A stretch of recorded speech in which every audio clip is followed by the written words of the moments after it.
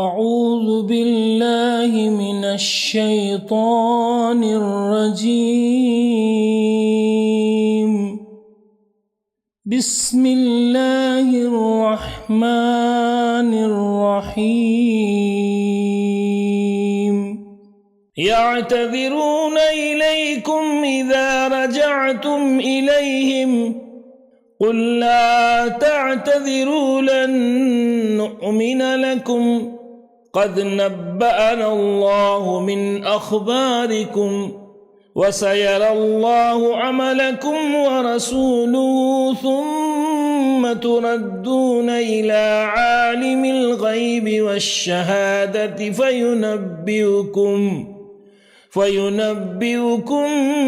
بما كنتم تعملون.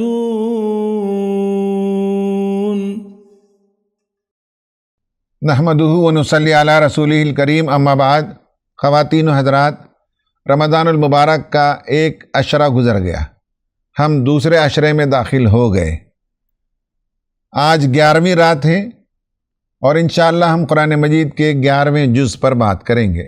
حسب معمول اس جز میں جو مضامین آئے ہیں ان پر ایک سرسری نظر ڈالیں گے، پھر اس کے بعد انشاءاللہ ان میں سے کسی ایک سبجیکٹ کو لے کر اس کی ڈیپر اسٹڈی کریں گے.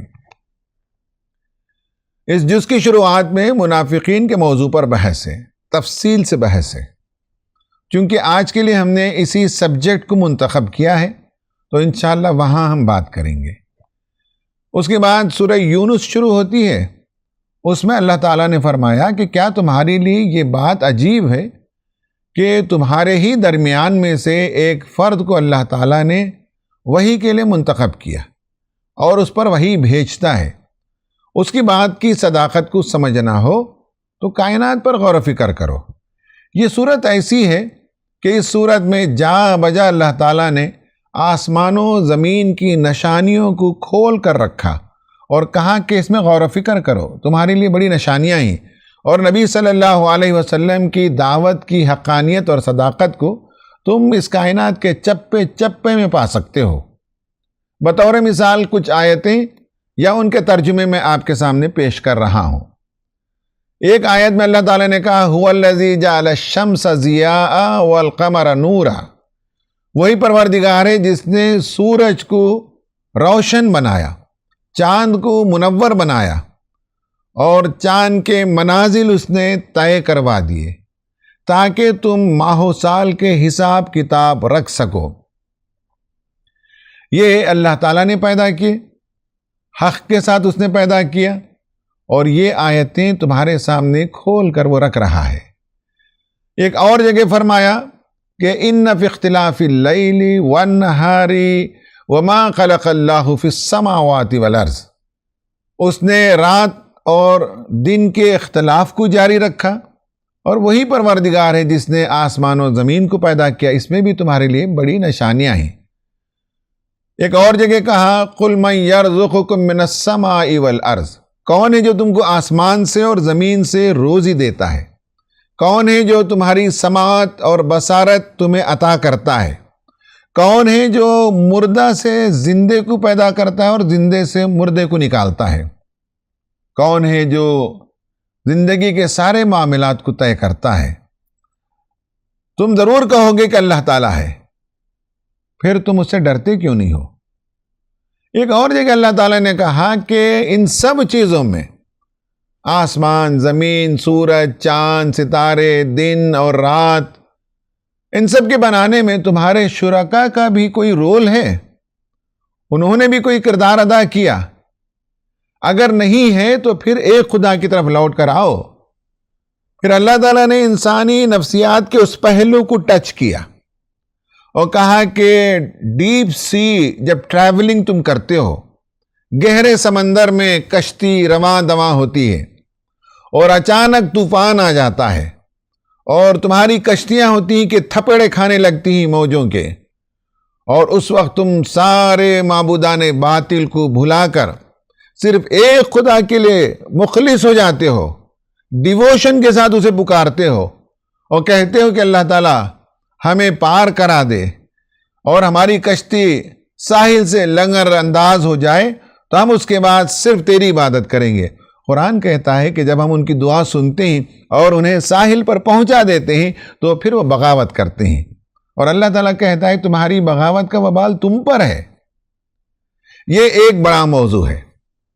دوسرا موضوع ہے اس میں کفار اور مسلمان، ان دونوں کا کمپیریزن کیا گیا، اور کفار کو بہت سی نصیحتیں کی، اور یہ بتایا کہ جنت میں مومنین جائیں گے تو وہ اللہ تعالیٰ کا شکر ادا کریں گے، اس لیے کہ دنیا میں اس نے توفیق دی اور وہ حق کو پہچان سکے، جبکہ کفر کرنے والے حق کو پہچان نہیں سکے۔ اللہ تعالیٰ کہتا ہے کہ اگر تمہاری سرکشیوں کی وجہ سے، تمہارے کفر کی وجہ سے عذاب دینے میں جلدی کرتا تو اس روئے زمین پر ایک جانور بھی بستا نہیں۔ اللہ تعالیٰ مہلت دیتا ہے، تحمل سے کام لیتا ہے، مواقع فراہم کرتا ہے۔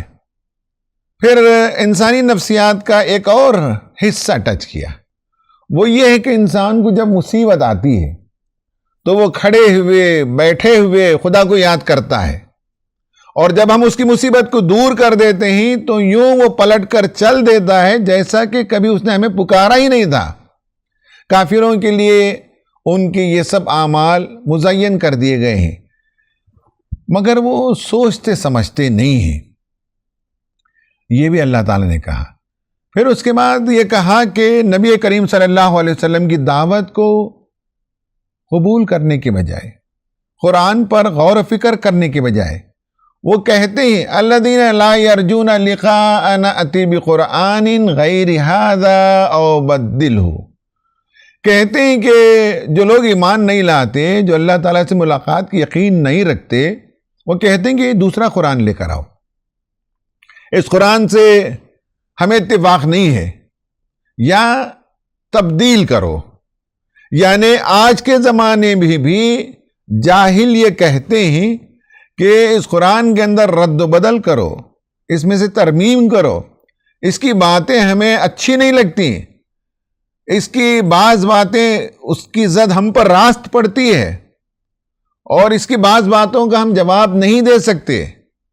یہ قرآن کوشچن کرتا ہے، یہ قرآن اپنے پڑھنے والوں کے ساتھ مکالمہ کرتا ہے، بحث کرتا ہے، ڈیبیٹ کرتا ہے، اور جن کے اندر ہمت نہیں ہوتی ہے اپنی غلطی کو تسلیم کرنے کی، وہ بجائے اس کے کہ اپنے آپ کو بدل لیں، وہ چاہتے ہیں کہ قرآن بدل جائے۔ یہ نبی کریم صلی اللہ علیہ وسلم کے زمانے میں بھی تھا، اور آج بھی اس طرح کے لوگوں کو ہم دیکھتے ہیں۔ نمبر تیسری بات یہ بتائی گئی اس پورے پارے میں، وہ یہ کہ دنیا کی حقیقت کو سمجھو۔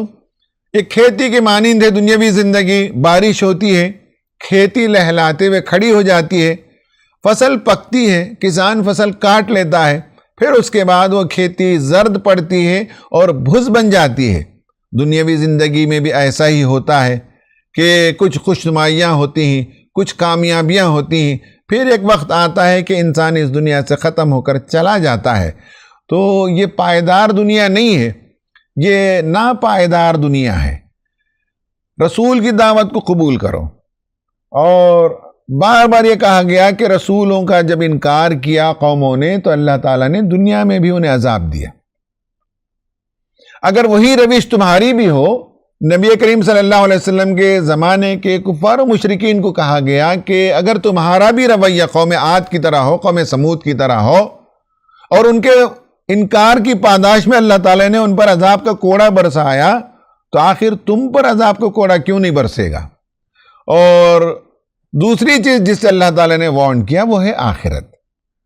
ایک تو دنیا میں عذاب آ سکتا ہے، آنا ضروری نہیں ہے، آ بھی سکتا ہے، نہیں بھی آ سکتا ہے، لیکن آخرت میں تو خدا کے حضور جانا ہے، اور وہاں جن لوگوں نے خدا کے وجود کا انکار کیا، رسول کی دعوت کا انکار کیا، حق کا انکار کیا، وہ سخت ترین سزا کے مستحق ہو جائیں گے۔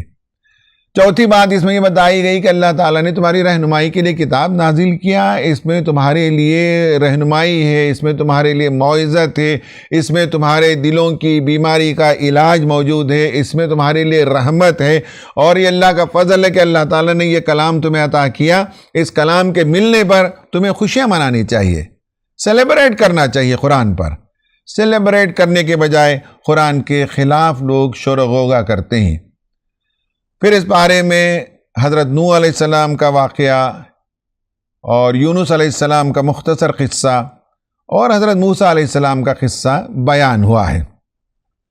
آخر میں کہا گیا کہ جو کوئی نیک عمل کرے گا وہ اس کے لیے بھلا ہے، اور جو کوئی گمراہی کو پسند کرے گا تو اس کی گمراہی کا وبال اسی پر ہوگا۔ یہ وہ باتیں تھیں جسے اس پارے کے اندر ہم نے پایا اور آپ کے سامنے ہم نے اسے بیان کیا۔ خواتین و حضرات، آج ہم ایک اور موضوع کو لیتے ہیں، اور یہ موضوع بہت ہی ڈیلیکیٹ ہے، بہت حساس ہے، اور جب اس موضوع پر ہم بات کرتے ہیں تو اکثر ہماری نگاہیں دوسروں میں یہ خامیاں تلاش کرتی ہیں، لیکن آج ہم بات کریں گے تو دوسروں میں بھی تلاش کیجئے لیکن اپنے اندر بھی تلاش کیجئے، اور وہ ہے منافقت اور منافقانہ شخصیت، ہپوکریٹک پرسنالٹی۔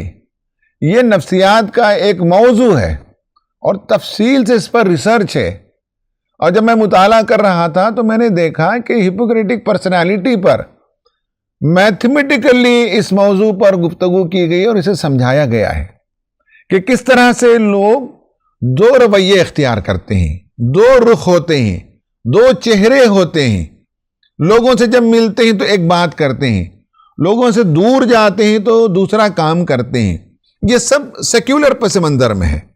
قرآن میں تو دین کے پس منظر میں منافقت پر گفتگو ہوئی ہے، لیکن جو سیکولر ریسرچ ہے وہ دین کے حوالے سے نہیں ہے، سیکولر حوالے سے، دنیاوی امور کے حوالے سے ریسرچ ہے۔ اس میں مثال یہ لی گئی ہے کہ دو گروپ لوگوں کے بنائے گئے اور ان سے جب بات کی گئی پارٹی اے اور پارٹی بی کے بارے میں، تو اگر آپ پارٹی اے کے حق میں ہیں تو یہ بھی آپ کے ساتھ جب ملیں گے تو پارٹی اے کے فیور میں بات کریں گے، لیکن جب ووٹ دیں گے تو پارٹی بی کو ووٹ دیں گے۔ اس پورے جو فرق کو اور منافقت کو میتھمیٹیکل فارمولے سے سمجھایا گیا کہ یہ ایک مثال ہے۔ دنیا میں ایسی بے شمار مثالیں ہوتی ہیں کہ انسان سوچتا کچھ اور ہے، کرتا کچھ اور ہے، یا انسان دو ذہن رکھتا ہے، دو سوچ رکھتا ہے، یا انسان عمل کچھ اور کرتا ہے، کہتا کچھ اور ہے۔ کہتا وہ ہے جو سماج میں مقبول ہو، اور کرتا وہ ہے جو اس کے من میں ہوتا ہے۔ تو اس پر کافی ریسرچ ہے دنیاوی امور سے، لیکن دینی پہلو سے اس پر کافی کام نہیں ہوا ہے۔ میں بار بار کہہ رہا ہوں کہ ہمارے طلبہ و نوجوانوں کی ذمہ داری ہے کہ نفسیاتی پہلو سے قرآن ہمیں جو اشارے دیتا ہے ان اشاروں کو لے کر آگے بڑھیں اور اس پر مزید کام کریں۔ لفظ نفاق یا منافق قرآن میں 37 مرتبہ 37 ٹائمز آئے ہیں۔ یہ ایک بیڈ کیریکٹر ہے، اچھے کیریکٹر کی علامت نہیں ہے، اور یہ وہ لوگ ہیں جو ایمان کا دعویٰ کرتے ہیں اللہ اور اس کے رسول پر، لیکن حقیقت میں مومن نہیں ہوتے۔ یہ فیتھ فل نہیں ہوتے، نہ اللہ کے لیے ہوتے ہیں، نہ رسول کے لیے ہوتے ہیں، نہ مسلمانوں کے لیے ہوتے ہیں۔ اور منافقین کے رویے سے اللہ تعالیٰ بہت غضبناک ہوتا ہے، اور ان پر اللہ تعالیٰ فرماتا ہے کہ سخت ترین سزا ہوگی اور جہنم کے سب سے نچلے حصے میں یہ لوگ جائیں گے۔ اور ان کا جو بیہیویئر نبی کریم صلی اللہ علیہ وسلم کے زمانے میں تھا وہ بھی بہت ڈینجرس تھا، اور اسلامی معاشرے کو اندر سے پھاڑنے کی انہوں نے کوششیں کی۔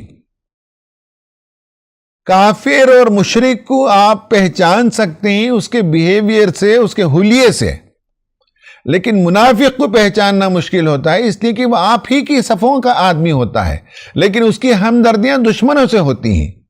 وہ آپ کا مذاق اڑائے گا، ٹھٹے اڑائے گا، آپ کی صفوں کے اندر دراڑیں پیدا کرے گا، آپ کے اندر رہتے ہوئے آپ سے دشمنی کرے گا۔ اس لیے یہ بہت ہی مبغوض چہرہ ہوتا ہے اسلام کی روشنی میں، قرآن کی روشنی میں، اور اس سے ہمیں بچنا چاہیے۔ ہم دوسروں کے بارے میں بھی کہہ سکتے ہیں، لیکن ہمیں اپنے بارے میں بھی غور و فکر کرنا چاہیے۔ نفاق یہ جو ہے نفقہ سے ہے، اور اس کا معنی یہ ہے کہ ختم ہو جانا، یعنی یہ ہے کہ اگر پیسوں کی بات کریں تو فروخت ہو جانا، یہ بھی جو ہے ختم ہو جانے کے معنی میں۔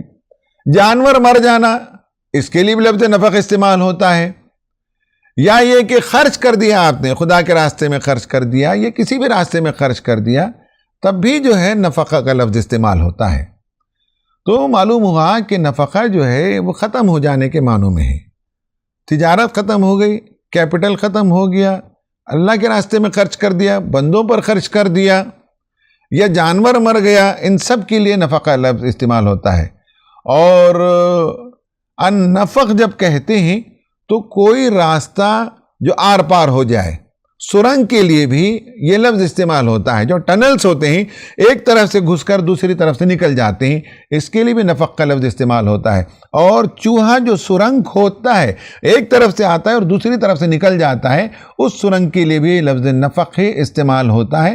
اور قرآن نے کئی جگہ یہ استعمال کیا اور کہا کہ نفق وہ ہے جو زمین میں تم چھید لگاؤ اور اندر جاؤ اور وہاں سے جا کر تم کوئی نشانی تلاش کر کے لے آؤ جو نبی صلی اللہ علیہ وسلم سے مطالبہ کرتے ہو۔ تو اس لفظ کو استعمال کرتے ہوئے قرآن نے بتایا کہ منافقین وہ ہیں جو شریعت میں ایک دروازے سے داخل ہوتے ہیں، دوسرے دروازے سے نکل جاتے ہیں۔ ایک طریقے سے وہ اسلام کے اندر آئے ہوئے نظر آتے ہیں اور دوسرے طریقے سے وہ اسلام سے باہر نکل جاتے ہیں۔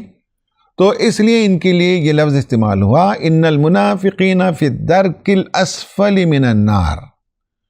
یہ جو منافقین ہیں ان کی بحث اس صورت میں آئی ہے۔ پہلے تو ہم سرسری نظر ڈالیں گے کہ ان کا کریکٹر کیا ہے۔ ناظرین، اس پارے میں ان کا جو کریکٹر بیان ہوا ہے وہ کم از کم 10 پوائنٹس میں آپ کے سامنے رکھوں گا۔ سورہ توبہ کا ایک بڑا حصہ اس سے پہلے والے پارے میں یعنی پارہ نمبر 10 میں گزر گیا۔ اس سے پہلے سورہ نساء میں اس پر گفتگو ہوئی۔ اس کے بعد سورہ منافقون میں بھی گفتگو آئے گی۔ ان سب کو اگر جمع کریں گے تو منافقین کا ایک چیک لسٹ آپ تیار کریں گے تو کم از کم 50 پوائنٹس ملیں گے۔ یہ چیک لسٹ ہم اپنے سامنے رکھیں، خود اپنی زندگی کا جائزہ لیں اور دیکھیں کہ کہیں ہمارے اندر یہ صفات تو موجود نہیں ہیں، کہیں ایسا تو نہیں ہے کہ ہم شریعت کا نام تو لیتے ہیں لیکن شریعت سے بار بار باہر نکل جاتے ہیں، کہیں ایسا تو نہیں ہے کہ ہمارا اقرار کچھ اور ہے اور ہمارا عمل کچھ اور ہے، کہیں ایسا تو نہیں ہے کہ ہماری دلچسپیاں اسلام اور مسلمانوں سے کم اور دیگر لوگوں سے زیادہ ہیں۔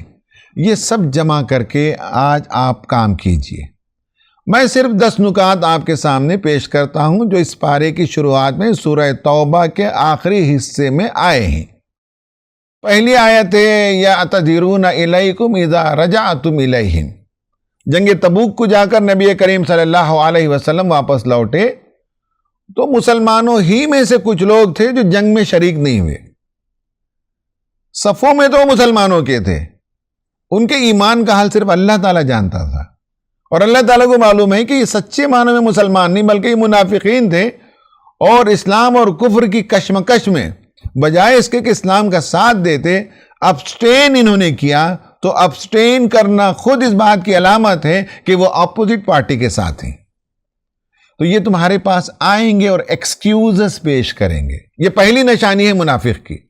خدا کے دین کے راستے میں جاں فشانی نہیں کر سکا، اس کے لیے 100 بہانے اس کے پاس ہوتے ہیں، ایکسکیوزز وہ کر کے اپنا معاملہ صاف کرنے کی کوشش کرتے ہیں۔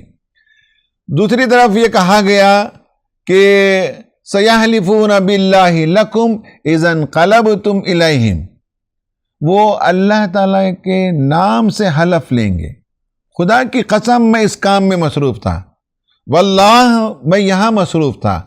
تو خدا کے نام کی قسم کھا کر اپنی جھوٹی بات کو سچا ثابت کرنے کی کوشش کرتے ہیں۔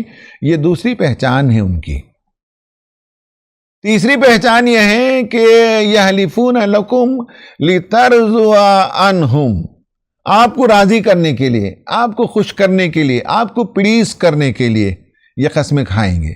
تو منافق کی پہچان یہ ہے کہ وہ کرے گا کچھ نہیں لیکن اپنے لیڈروں کے پاس وہ چکنی چپڑی باتیں اس لیے کرے گا کہ تاکہ لیڈروں کو وہ کانفیڈنس میں لے سکے، انہیں پلیز کر سکے۔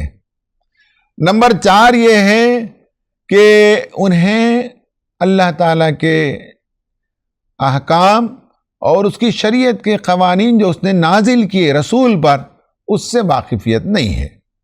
نمبر 5 یہ ہے کہ وہ جو اعراب، جو بدو ہیں، ان کا معاملہ یہ ہے کہ وہ خدا کے راستے میں خرچ نہیں کرتے، اور کرتے تو تکلیف کے ساتھ خرچ کرتے، یعنی راضی خوشی خدا کی رقم، خدا کی دولت، خدا کے بندوں پر خرچ نہیں کرتے۔ نمبر 6 یہ ہے کہ وَيَتَرَبَّصُ بِكُمُ الدَّوَائِرَ، وہ آپ کے بارے میں انتظار کرتے ہیں کہ کوئی مس فارچون آپ کو سٹک کرے، کوئی بدقسمتی آ جائے، کوئی مصیبت آ جائے، وہ اس کا انتظار کرتے ہیں، یہ ان کی خواہش ہوتی ہے۔ پھر ایک اور چیز یہ ہے کہ وہ اپنے گروپس بناتے ہیں، اور گروپس میں بیٹھ کر اسلام اور مسلمانوں کے ٹھٹے اڑاتے ہیں، مذاق اڑاتے ہیں۔ انہوں نے ایک مسجد بنا لی تھی، وَالَّذِينَ اتَّخَذُوا مَسْجِدًا زِرَارًا، مسجد زرار ایک مسجد انہوں نے بنائی تھی، وہاں بیٹھ کر وہ اسلام اور مسلمانوں سے دشمنی کرتے تھے۔ کہیں ایسا تو نہیں ہے کہ ہم بھی بعض گروپس بنا لیں اور دین کے کام کرنے والے اور دین کی راہ میں جاں فشانی کرنے والوں کو ٹھٹا اور مذاق کا نشانہ بنا لیں؟ ہم تو کچھ نہیں کریں گے، لیکن دوسرے جو کچھ کرتے ہوں ان میں بھی 100 خرابیاں تلاش کریں گے، تو یہ بھی ایک نشانی ہے۔ اور اس کے بعد یہ کہا کہ جو منافق ہوتے ہیں ان کے دلوں کے اندر نفاق رچ بس جاتا ہے، اب ان کے دل ہی پارا پارا ہو جائے تبھی نفاق نکل سکتا ہے، ورنہ وہ نفاق سے باہر آنے والے نہیں۔ پھر ایک اور بات یہ کہی کہ ان کی دلوں کے اندر مرض ہے، یہ بیمار لوگ ہیں، بیمار ذہنیت ہے ان کی، اور رجس گندگی ہے۔ تو منافق کا دل مرض کا شکار ہوتا ہے، اور منافق کی زندگی گندی ہوتی ہے اس لیے کہ وہ دو رخا ہوتا ہے، وہ کہتا کچھ اور ہے، کرتا کچھ اور ہے۔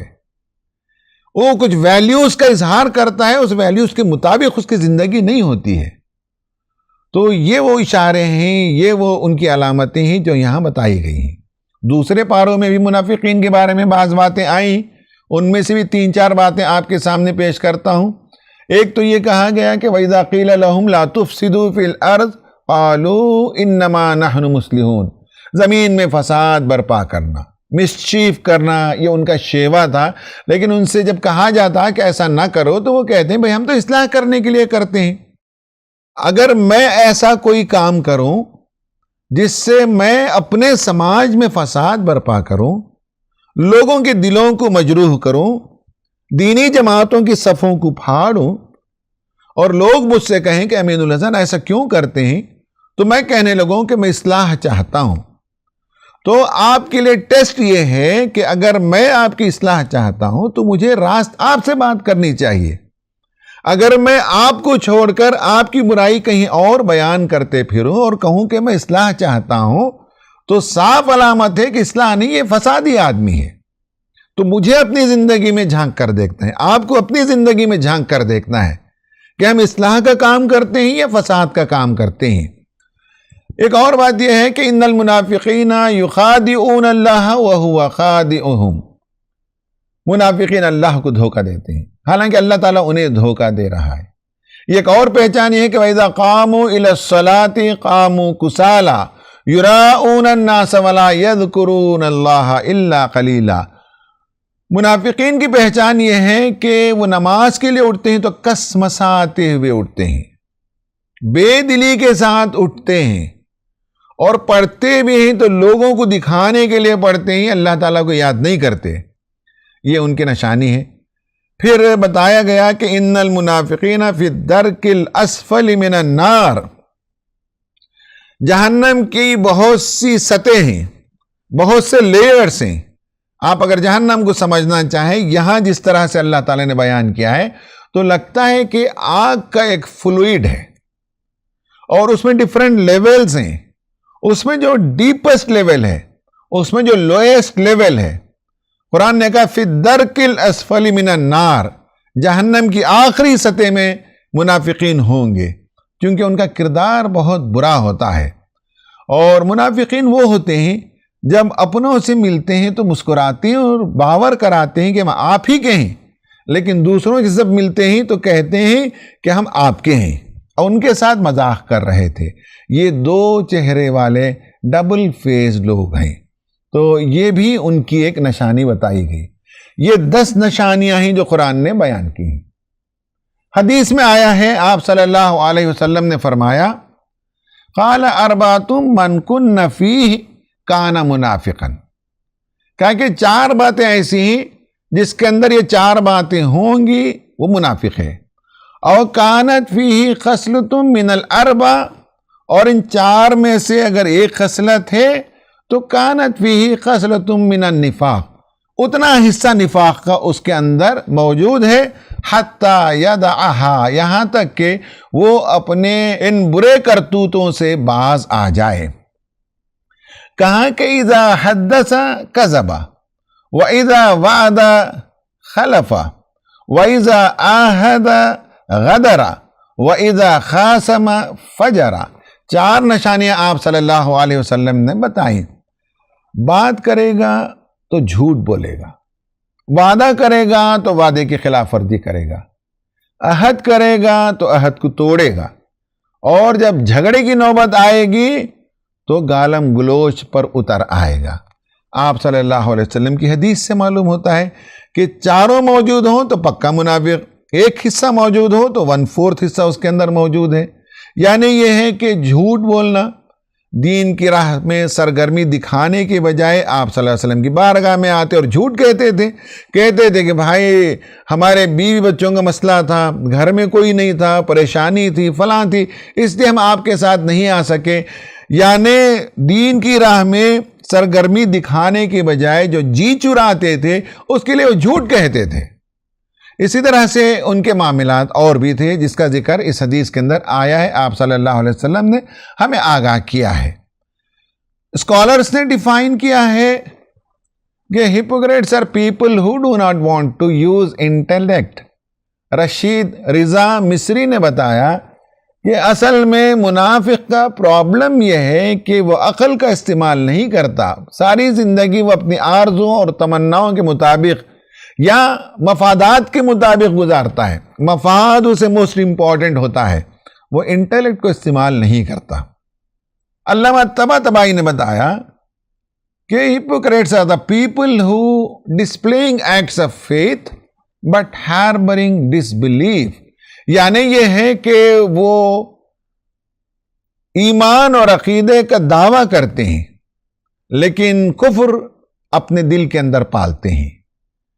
یا یہ ہے کہ قرطبی نے کہا کہ hypocrites are Muslim but still infidel، یعنی منافقین نظر تو آئیں گے مسلمانوں کی صفوں میں مگر وہ اندر سے کافر ہوتے ہیں، because they do not have faith، یعنی وہ ایمان سے ان کا سینہ، ان کا دل خالی ہوتا ہے۔ یہ کہہ سکتے ہیں جیسا کہ قرطبی نے کہا کہ وہ مذہب میں داخل ہوتے ہیں ایک دروازے سے اور مذہب سے نکل جاتے ہیں دوسرے دروازے سے۔ اس کو آپ سمجھنا ہو تو 1-2-4 مثال آپ اپنے اطراف میں دیکھ لیجئے کہ خواتین کے ساتھ حسن سلوک کرنے کی تعلیم اسلام میں ہے، مجلسوں میں بیٹھیں گے تو کہیں گے لیکن اپنے گھروں میں اپنی عورتوں پر مظالم ڈھائیں گے۔ کہنے تو کہیں گے کہ اسلام میں شادی کو آسان کیا گیا ہے اور زنا کو مشکل کیا گیا ہے، اور عملاً اس کا اپوزٹ لوگ کریں گے، شادیوں کو مشکل بنا دیں گے سماج کے کرتوتوں کی وجہ سے۔ ایسے بہت سی مثالیں ہیں جس سے آپ دیکھ سکتے ہیں کہ شریعت کا اقرار ہے اور عمل میں شریعت کا انکار ہے۔ یہ اگر ہماری زندگیوں میں پایا جاتا ہے، کسی اور کو دیکھنے کے بجائے ہمیں اپنی ذات کو دیکھنا چاہیے۔ نفسیات میں اس کو کوگنیٹیو ڈسوننس کہا جاتا ہے۔ کیا ہے کوگنیٹیو ڈسوننس؟ کوگنیٹیو ڈسوننس کا مطلب ہوتا ہے کہ آدمی کے فیلنگ میں، تھاٹس میں اور عمل میں ایک گیپ ہوتا ہے۔ وہ انسائیڈ میں جو فیل کرتا ہے، پازیٹیو یا نیگیٹو جو کچھ بھی ہو، اور آؤٹ سائڈ میں جو شو کرتا ہے، وہ دونوں میں فرق ہوتا ہے۔ اس کی ایک مثال لے سکتے ہیں کہ مان لے کہ زید کے بغل کے گھر میں بکر نے ایک بڑی کار لی، زید کو بالکل یہ بات پسند نہیں ہے. بڑی کار کے نتیجے میں پیٹرول زیادہ وہ کنزیوم کرتی ہے, ٹریفک بلاک کرنے کا امکان ہے, چھوٹی گلی میں کھڑی کر دے گا گاڑی تو ہماری گاڑیوں کا آنے جانے میں دقت ہو جائے گی. اس بڑی گاڑی کے پیچھے ہم چلیں گے تو آگے کی چیز ہمیں نظر نہیں آئے گی. زید کو تو یہ پریشانی ہے, لیکن بکر سے جیسی ملاقات ہوگی تو اسے مبارکبادی دے گا اور کہے گا کہ بہت اچھا کہ آپ نے بڑی گاڑی آپ نے خریدی ہے. جب وہ یہ کہتا ہے زبان سے اور من میں اس کے خلاف ہے تو ایک ان پلیزنٹ فیلنگ پیدا ہوتی ہے, ایک اسٹیٹ پیدا ہوتا ہے, اسٹیٹ آف مائنڈ جو انکنسسٹنٹ ہوتا ہے. یعنی اس کی سوچ الگ ہے بڑی گاڑی کے خلاف, اور مبارکبادی اس لیے دے رہا ہے کہ وہ پڑوسی ہے, اور جب یہ شخص باہر جاتا ہے تو وہی اس کے گھر کی حفاظت کرتا ہے. یہ کوگنیٹو ڈسوننس کہتے ہیں. زندگی میں ایسے بار بار ہوتا ہے. میرا خود ایک غیر مسلم دوست, وہ جب مجھ سے ملتا ہے تو بعض مرتبہ اسلام اور مسلمانوں کی تعریف کرتا ہے, اور ایک مرتبہ ماب لنچنگ کی بات آئی تو فوراً جو ہے اس کے سپورٹ میں دلائل لے آتا ہے. تب میں نے اسے سمجھا کہ یہ کوگنیٹو ڈسوننس کیا ہے. یعنی سوچ کچھ اور ہے اور کہنا کچھ اور ہے. آپ نے بھی اس طرح کے مشاہدے کیے ہوں گے, خود آپ کا بھی تجربہ ہوگا کہ کئی مرتبہ یہ ڈسوننس ہماری زندگیوں میں ہوتا ہے. جب یہ ہوتا ہے تو ایک کام ہم یہ کرتے ہیں, یا تو ہم اپنا ایٹیٹیوڈ بدل لیتے ہیں کہ چلیے صاحب ہر آدمی کی مرضی ہے جیسے چاہیں جیے, یا ہم اپنا بیہیویئر بدل لیتے ہیں, مبارکبادی نہیں دیں گے ہم پڑوسی کو. تو یا تو ایٹیٹیوڈ بدل لیں یا بیہیویئر بدل لیں تو یہ دوری اور یہ جو ڈفرینس, یہ جو ڈسوننس ہے وہ ختم ہو جاتا ہے. ایک طریقہ یہ ہوتا ہے. دوسرا طریقہ یہ ہوتا ہے کہ ہم اس فرق کو کم کرنے کی کوشش کرتے ہیں اور کوئی نیا انفارمیشن ہم ایجاد کر کے لے آتے ہیں.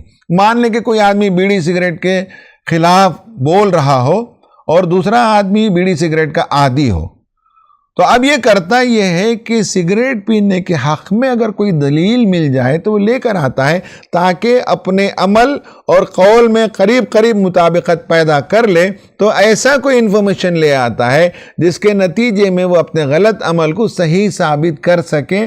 یہ دوسرا طریقہ ہوتا ہے ایک انفارمیشن لے آنا. اور تیسرا طریقہ یہ ہوتا ہے کہ بھائی بہت سے لوگ کہتے کچھ اور ہی کرتے کچھ اور ہی, اور انہیں میٹر ہی نہیں کرتا. پبلک میں کچھ اور کرتے ہیں, انفرادی طور پر کچھ اور کرتے ہیں, لکھتے کچھ اور ہیں, بولتے کچھ اور ہیں. زندگی میں ان کے آپ دیکھ سکتے ہیں ڈیفرنٹ شیڈز نظر آتے ہیں, ایک رخی نظر نہیں آتی, کئی رخ نظر آتے ہیں. اس کے باوجود وہ بہت ہی آرام سے زندگی کرتے رہتے ہیں. انہیں اس بات کا احساس نہیں ہوتا کہ وہ کہتے کچھ اور ہیں, کرتے کچھ اور ہیں. یہ ایک تیسرا طریقہ ہوتا ہے. تو بہرحال ہماری زندگیوں میں بھی یہ سب چیزیں ہوتی رہتی ہیں. ہمیں اپنی زندگی کا جائزہ لینا چاہیے اور نہ کوگنیٹو ڈسوننس ہونا چاہیے جو ایک سائیکالوجی کا ٹرم ہے, یا قرآنی ٹرم میں ہم کہیں تو ہپوکریسی نہیں ہونی چاہیے, منافقت نہیں ہونی چاہیے. اور منافقین کی جو صفات تھی وہ میں نے آپ کے سامنے بیان کیے ہیں. اس سے باہر آنے کا طریقہ کیا ہے؟ قرآن نے بتایا کہ اس سے باہر آنے کا طریقہ اسی پارے میں بتایا, توبہ کریں. جو ہوا سو ہو گیا, اب اللہ اور اس کے رسول کے لیے کمٹمنٹ کو پورا کریں, دیندار بن جائیں, منافقت کا رویہ چھوڑ دیں, توبہ کریں. نمبر 1. نمبر 2, اپنے پرانے گناہوں کی معافی کے لیے صدقہ کریں, خدا کے راستے میں پیسے خرچ کریں, تب چل کر توبہ قبول ہوگی. اور تیسری چیز یہ ہے کہ دیکھا جائے گا کہ اب عمل کیا کرتے ہیں. عمل سے ثابت کرنا پڑے گا کہ اب ہم وہ آدمی نہیں جو پرانے تھے, ہم ایک چینجڈ پرسن ہیں. ہم نے اپنی زندگی کو بدلا اس رمضان میں. رمضان 2023 کے بعد ہم پرانے فرد نہیں ہیں, ہم ایک نئے فرد ہیں. ہم ایک نئے قالب میں اور سانچے میں ڈھل گئے ہیں.